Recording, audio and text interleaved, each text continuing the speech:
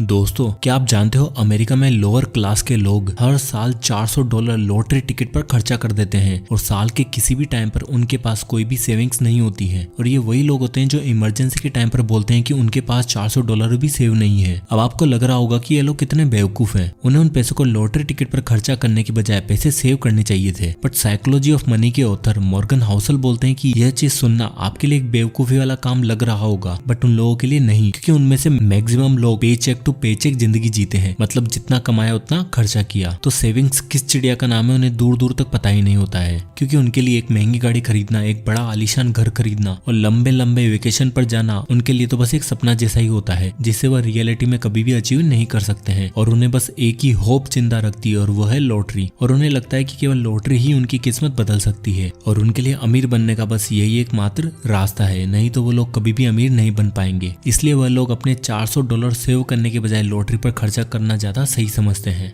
इसलिए Morgan Housel इस book में हमें ये बताते हैं कि हम ह्यूमंस अपने डिसीजन इमोशन के बेस पर लेते हैं, लॉजिक के बेस पर नहीं। तो दोस्तों, आज इस वीडियो में मैं आपको मॉर्गन हाउसल के द्वारा लिखी गई बहुत ही amazing book the psychology of money से 7 ऐसे लेसन्स बताने वाला हूँ जो आपका पैसों को लेकर जो बिहेवियर है वो पूरी तरीके से चेंज कर देंगे। Lesson number 1, being rich versus being wealthy. Author बोलते हैं कि अमीर होने में और वेल्थी होने में एक बहुत ही बड़ा डिफरेंस है। जब भी हम किसी अमीर इंसान को देखते हैं तो हमें सिर्फ उसकी अमीरी दिखाई देती है। एग्जाम्पल के लिए, अगर आप किसी इंसान को बहुत ही महंगी गाड़ी चलाते हुए देखते हो तो आपके मुंह से निकलता है कि अरे वाह कितनी महंगी गाड़ी है, कितना अमीर इंसान होगा। आप कभी भी ये नहीं बोलते हो कि कितना बड़ा लोन ले रखा है। आप किसी के आलीशान घर में जाओगे तो आप बोलोगे कि वाह कितना बड़ा घर है, ना कि अरे वाह कितने करोड़ों का लोन ले रखा है। क्योंकि हम लोगों को उनकी चीजों के बेस पर अमीर मानते हैं। उनके पास जितना ज्यादा शो ऑफ करने की चीजें होगी हम उन लोगों को उतना ही अमीर मानते हैं और फिर हम भी उसी ट्रैप में फंसते चले जाते हैं और हमें भी लगता है कि शो ऑफ जरूरी है। और जैसे ही हम पैसे कमाने लगते हैं हम भी अपना पैसा महंगी गाड़ी, महंगे मोबाइल और महंगे घर पर खर्चा करने लग जाते हैं और हम लोग उन चीजों की फोटोज इंस्टाग्राम पर डालना शुरू हो जाते हैं और शो ऑफ करने लग जाते हैं, क्योंकि हम भी लोगों को दिखाना चाहते हैं कि हमारे पास कितना पैसा है, हम भी कितने अमीर है। ऑथर बोलते हैं कि जब भी लोग बोलते हैं कि मैं लाखों या करोड़ों कमाना चाहता हूँ, तब उनका मतलब ये नहीं होता है कि मैं लाखों करोड़ों कमाकर उसे इन्वेस्ट करना चाहता हूँ, बल्कि उनका मतलब ये होता है कि मैं लाखों करोड़ों कमाकर उसे खर्च करना चाहता हूँ, जो कि वेल्थी होने से बिल्कुल ही अलग है। वेल्थी इंसान जो भी पैसा कमाते हैं वो अपना टाइम बेचकर पैसे नहीं कमाते हैं और वेल्थी लोग कभी भी अपने पैसों को शो ऑफ करने के लिए खर्च भी नहीं करते हैं। पैसे से सबसे इंपॉर्टेंट चीज जो खरीदी जा सकती है वो है आपका टाइम। अगर आपके पास करोड़ों रुपए हैं बट उस पैसे को एंजॉय करने के लिए टाइम ही नहीं है तो ऐसा पैसा किस काम का। और इस बुक के ऑथर बोलते हैं कि शो ऑफ करने के लिए पैसों को खर्च करना गरीब बनने का सबसे आसान रास्ता है और आप कभी भी अमीर नहीं बन पाओगे। इसलिए हमें रिच और वेल्थी होने का डिफरेंस पता होना चाहिए।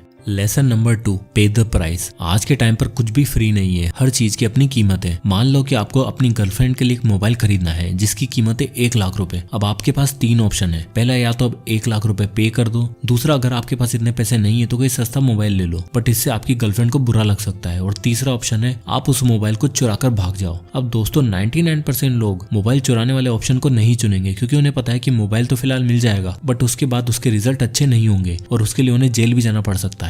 इसलिए हमारे लिए पहला और दूसरा ऑप्शन ही सही रहेगा, बट उसके लिए हमें प्राइस पे करनी पड़ेगी। बट लोग चीजों की प्राइस पे करना नहीं चाहते हैं, उन्हें तो सब फ्री में चाहिए। ऑथर बोलते हैं कि जब लोग स्टॉक मार्केट में इन्वेस्ट करते हैं तो जैसे ही मार्केट में फ्लक्चुएशन होता है तो वो डरने लगते हैं, वो अपने इमोशन को कंट्रोल नहीं कर पाते हैं। उन्हें चाहिए तो होता है हर साल अच्छा खासा रिटर्न, बस उस रिटर्न के लिए वो उस वोलेटिलिटी को एक्सेप्ट करना नहीं चाहते हैं और मार्केट नीचे जाने पर अपने सारे स्टॉक्स बेच देते हैं और लॉस उठा लेते हैं। इसलिए ऑथर बोलते हैं कि कोई भी चीज फ्री नहीं है, हमें उसके लिए प्राइस पे करनी पड़ेगी। अगर हम स्टॉक मार्केट में अच्छा रिटर्न चाहते हैं तो हमें मार्केट की वोलेटिलिटी को एक्सेप्ट करना होगा। 2011 में नेटफ्लिक्स की कीमत में 80% की गिरावट आई थी और उस वक्त डर के मारे काफी लोगों ने नेटफ्लिक्स के शेयर बेच दिए थे, क्योंकि वो मार्केट की इस अनसर्टेनिटी को झेल नहीं पाए थे। और उसके बाद नेटफ्लिक्स की कीमत कभी ऊपर और कभी नीचे होती रही, बट 2021 में नेटफ्लिक्स के शेयर अपने ऑल टाइम हाई पर गए। तो जिन लोगों ने इतने साल वेट किया होगा, अनसर्टेनिटी की प्राइस पे करी, उन्हें इसका सबसे ज्यादा फायदा मिला। Lesson number 3, controlling your time. Morgan Housel बोलते हैं कि हमारा अल्टीमेट गोल पैसा नहीं जबकि टाइम पर कंट्रोल पाना है। हमने ये तो काफी बार सुना है कि पैसा आपको सब कुछ नहीं दे सकता है, लेकिन जो सबसे इंपॉर्टेंट चीज जो आपको पैसा दे सकता है वो है आपके टाइम पर आपका कंट्रोल। क्योंकि जिंदगी का अल्टीमेट गोल फ्रीडम है और ये पैसा आपको ये आजादी देता है कि आप लाइफ की उन सारी चीजों को कर पाए जो आप हमेशा से करना चाहते हैं। क्योंकि जो इंसान पैसे से अपने टाइम को कंट्रोल कर सकता है वही सबसे वेल्थी इंसान है। अब उसे पैसा कमाने के लिए काम करने की जरूरत नहीं है, अब वो काम केवल इसलिए करेगा क्योंकि उसे करना अच्छा लगता है, ना कि पैसों को कमाने के लिए। और अब वह जहाँ चाहे, जिसके साथ चाहे, जिस जगह चाहे जाकर अपनी लाइफ को एंजॉय एंजॉय कर सकता है और यही पैसे की सबसे बड़ी इंट्रिंसिक वैल्यू है। और अगर आपका आपके टाइम पर कंट्रोल है तो लाइफ में इससे बड़ी खुशी आपको नहीं मिल सकती है। Lesson number 4, what is enough. Author बोलते हैं कि हो सकता है कि आप लाइफ में बहुत अच्छा खासा पैसा कमाने लग जाओ, आपके पास वो सब कुछ होगा जो आप चाहते हो, बट आपको पता होना चाहिए कि आपके लिए इनफ क्या है। आपको पता होना चाहिए कि आपको रुकना कब है, नहीं तो आप बस ट्रेडमिल पर भागते ही रह जाओगे। आप नई गाड़ी लेकर आते हो और बड़ा खुश होते हो, आपका पड़ोसी आपसे महंगी कार ले आता है तो उसे देखकर आपके पास जो है उसे खुश होने की बजाय आप दूसरों की चीजों को देखकर दुखी होने लग जाओगे, क्योंकि ये जो साइकिल है वो कभी खत्म नहीं होने वाली है। आज आपका आपके पड़ोसी के साथ कॉम्पिटिशन है तो कल आपके बॉस के साथ होगा, तो आप कभी भी खुश नहीं रह पाओगे। आपको हमेशा ही लगता रहेगा कि आपके पास जितना पैसा है वो कम है। यहाँ पर ऑथर का कहना है कि इनफ का मतलब कम नहीं है कि आप बहुत ही कम पैसों में सरवाइव करने लग जाओ, अपनी इच्छाओं को मार दो। इनफ का मतलब है कि आपको पता होना चाहिए कि आपको रुकना कब है। आपको ये पता होना चाहिए कि उस गोल को अचीव करने के बाद आप चैन की नींद सो पाओगे या फिर नहीं। और जब आप एक्चुअल में बैठ के काउंट करोगे कि आपको लाइफ में जीने के लिए कितना पैसा चाहिए, जिसमें आपके सारे खर्चे निकल सके, आपके बच्चों का फ्यूचर सिक्योर हो सके और इमरजेंसी के लिए आपके पास कितने पैसे होने चाहिए, तो ये सब जब आप कैलकुलेट करोगे तो आपको पता चलेगा कि आपको असल में इतना पैसा चाहिए ही नहीं होता है। आप बिना मतलब ही अपने रातों की नींद खराब कर रहे हो। इसलिए हमें पता होना चाहिए कि what is enough.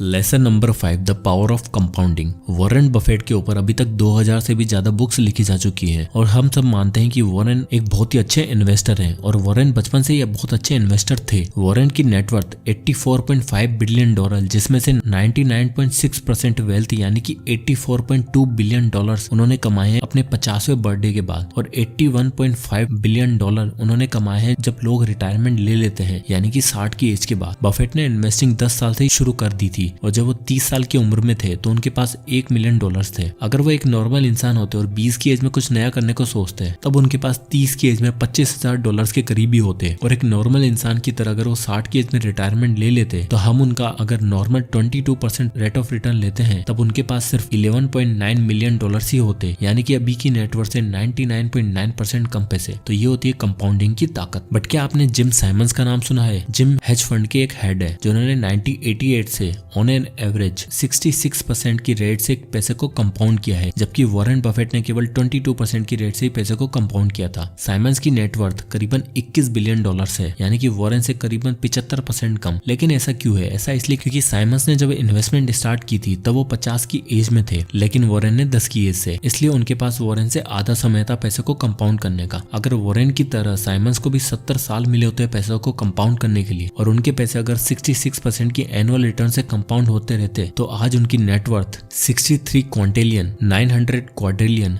781 trillion, 780 billion, 748 million और $160,000 होती। डोंट वरी, डरिएगा मत। तो ये होती है कंपाउंडिंग की ताकत। Lesson number 6, save money. Author बोलते हैं कि दुनिया में 3 तरह के लोग होते हैं। पहले जो लोग पैसा सेव करते हैं, दूसरे जो लोग सोचते हैं कि वो पैसा सेव नहीं कर सकते हैं क्योंकि उनके एक्सपेंसेस बहुत ज्यादा है, और तीसरे जो लोग सोचते हैं कि उन्हें पैसे सेव करने की जरूरत ही नहीं है। एंड आई एम श्योर कि आप तीसरी कैटेगरी में तो नहीं आते होंगे। ऑथर बोलते हैं कि building wealth has little to do with your income और investment returns and lots to do with your saving rate. यानी कि अगर आप अमीर बनना चाहते हो तो ये इस बात पर बहुत कम निर्भर करता है कि आप कितना कमाते हो और आपके इन्वेस्टमेंट रिटर्न क्या है, बल्कि आप कितना ज्यादा और कितना जल्दी सेव करते हो इस बात पर बहुत ही ज्यादा डिपेंड करता है। बचपन से हम सुनते आए कि सेविंग करना बहुत ही इंपॉर्टेंट है। सेविंग का मतलब इनकम माइनस एक्सपेंसेस, यानी कि आपके इनकम से अगर आपके एक्सपेंसेस को निकाल देंगे तो जो बचेगा वो आपकी सेविंग्स होगी। बट ऑथर हमें एक्सपेंसेस की जगह ईगो का यूज करने को बोलते हैं, मतलब कि जो आपकी नीड्स है जिन्हें आपको पूरा करना जरूरी है वही एक्चुअल में आपके एक्सपेंसेस हैं। उसके अलावा आप जिस चीज पर भी पैसा खर्च करते हो, जैसे कि वो नया मोबाइल, वो नए जूते, वो नई गाड़ी जो आप दूसरों को दिखाने के लिए खरीदना चाहते हो, वो सब आपके एक्सपेंसेस नहीं, वो आपका ईगो है। आप अपने ईगो को सेटिस्फाई करने के लिए खर्चा करते हो और एट द मंथ आपके पास कुछ भी नहीं बचता है और आपका एक ही जवाब होता है कि यार मुझसे तो सेविंग होती नहीं है। इसलिए अगर आपको अपनी फाइनेंशियल लाइफ पर कंट्रोल चाहिए तो आपको पैसे सेव करने पर ध्यान देना होगा। Lesson number 7, decide your goal.